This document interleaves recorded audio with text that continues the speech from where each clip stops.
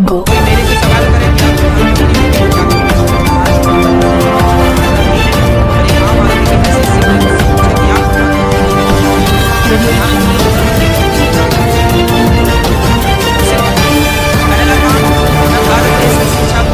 Purvanchal bulletin निष्पक्ष खबर आप यूपी तक। में पढ़ो, सॉरी, चाहे बिहार में पढ़ो, चाहे कोई मेरे से सवाल करे कि आप प्रधानमंत्री होते तो क्या करते। मुझे प्रधानमंत्री बनना नहीं है, चुनाव लड़ना नहीं है, पर एक आम आदमी की हैसियत से कोई मुझसे पूछे कि आप प्रधानमंत्री होते तो क्या करते, मैं प्रधानमंत्री होता तो केवल 3 काम करता, सिर्फ 3 काम। पहला काम, मैं भारत देश की शिक्षा को एक कर देता।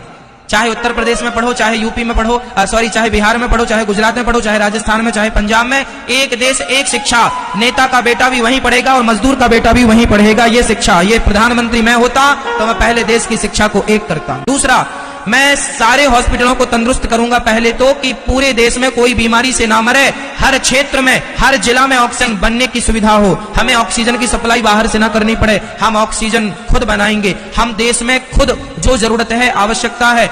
और आपको बता दूं भैया, दुनिया में सबसे ज्यादा दवाई भारत में बनती है, सबसे ज्यादा टीका भारत में बनते हैं।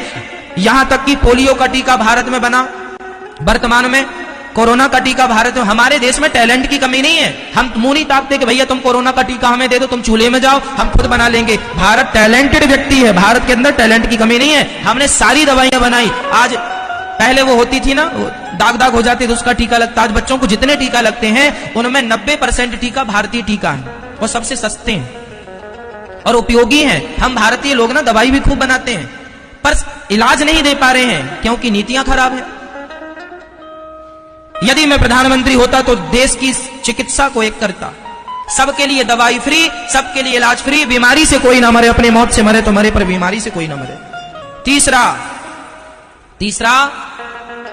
तीसरा, यदि प्रधानमंत्री हम होते, आम पब्लिक से पूछा जाए कोई कि आप होते प्रधानमंत्री तो क्या करते, मेरा तीसरा काम, नदियों को नदियों से जोड़ना। यदि आज नदियों को, बड़ी नदी को छोटी नदी से जोड़ दिया जाए तो जितना पानी बह के समुद्र में जाके खारा हो जाता है। छोटी नदी सूखी पड़ी है, बड़ी नदी का पानी बहता जा रहा है। अरे बड़ी नदी को छोटी नदी से जोड़ देने से, और छोटी को और छोटी से जोड़ देने से, और छोटी को और छोटी नदी से जोड़ देने से क्या होगा कि भारत में फसल ज्यादा होगी। आज जहां पानी है वहां का किसान तो सुखी है, पर जहां पानी नहीं है वहां का किसान आत्महत्या कर लेता है पानी ना होने के कारण। इसलिए यदि नदियों को नदियों से जोड़ दिया जाए तो लाखों किसानों का फायदा होगा, और जो पानी का लेवल नीचे चला गया, पानी का स्तर, वह पानी ऊपर आ जाएगा और पानी की समस्याएं खत्म हो जाएंगी और देश को पानी मिल जाएगा। आज हमारे भारत में बहुत सारे जिला ऐसे हैं जिसमें चेन्नई का नाम सबसे आगे है कि वो सूख गई है, 2000 फीट नीचे भी पानी नहीं है। कल को आपके शहर की बारी है जहां खोदने से पानी नहीं होगा, कल आपके पास पैसा बहुत होगा मेरी माँ, पानी नहीं होगा। आज 20 रुपए लीटर पानी बिकता है और अच्छा पानी 50 रुपए लीटर बिकता है। वो दिन दूर नहीं जब 1000 रुपए लीटर पानी बिकेगा। यदि आज नहीं जागे, नदियों को नदियों से नहीं जोड़ा, पानी नहीं बचाया, तालाबों का संरक्षण नहीं किया, तो वो दिन दूर नहीं जब 1000 रुपए लीटर तुम पानी पियोगे और तुम्हारी औलाद तुम्हें गाली देगी कि हमारे देश के हमारे माँ बाप ने क्या किया, पानी तक नहीं बचाया। आने वाला भारत प्यासा रहेगा यदि आज नहीं जागे तो। इस जल संरक्षण के साथ साथ वृक्षों का संरक्षण, जंगलों का संरक्षण जरूरी है, ताकि हमें, आप बताइए, आपको बहुत पैसा चाहिए या शुद्ध हवा चाहिए? बोलो।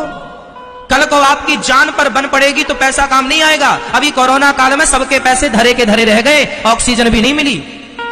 ये पैसा सब कुछ नहीं है मेरी माँ, जिंदगी सब कुछ है, हवा सब कुछ है। इसलिए भारतीयों को शुद्ध हवा मिलनी चाहिए, और शुद्ध हवा तब मिलेगी जब जंगलों का संरक्षण होगा, जंगल बचेंगे, वृक्ष लगाए जाएंगे। रोड के नाम पे करोड़ों वृक्ष काटे जाते हैं, बताओ लगाए कितने जाते हैं?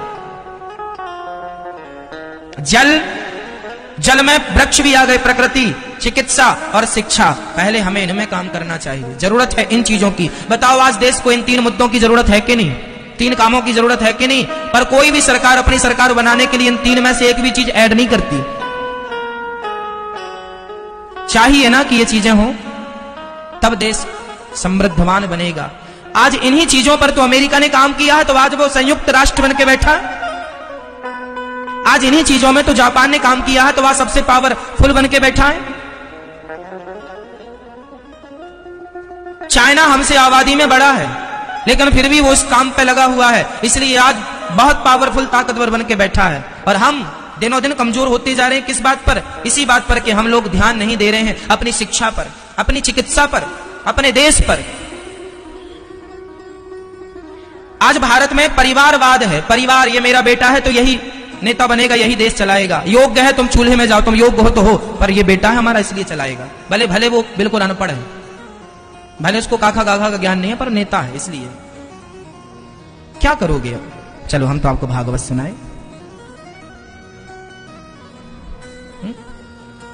ये तो देश की बातें हैं मैया, ये तो मेरी चिंता है कि मेरा देश समृद्धवान बने। मैं चाहता हूं कि आप पढ़े लिखे हो, मैं चाहता हूं आपके घर भी कभी चूल्हा ना बुझे, मैं चाहता हूं कि आपके पास भी एक गाड़ी हो, मैं चाहता हूं कि भारत के मजदूर के पास भी कम से कम एक खुद का घर हो, खुद की गाड़ी हो, खुद के लिए बढ़िया पहनने के कपड़े हो, खुद शिक्षित हो। मैं ये चाहता हूं गरीब से गरीब आदमी शिक्षित हो।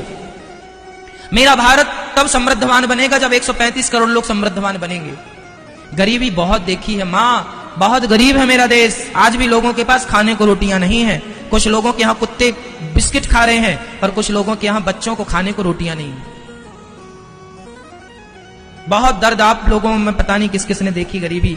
मैंने बहुत नजदीक से देखी है, मैं बहुत करीब से जानता हूं गरीबी का दर्द क्या होता है। इसलिए मुझे चिंता रहती है कि कब मेरा देश, सबके घर में कब गाड़ी होगी, सबके घर में कब खुद का घर होगा, सबके घर की खुद की छाया, खुद का सब कुछ होगा, सब सुखी हो, समृद्धवान। सर्वे भवन्तु सुखिनः।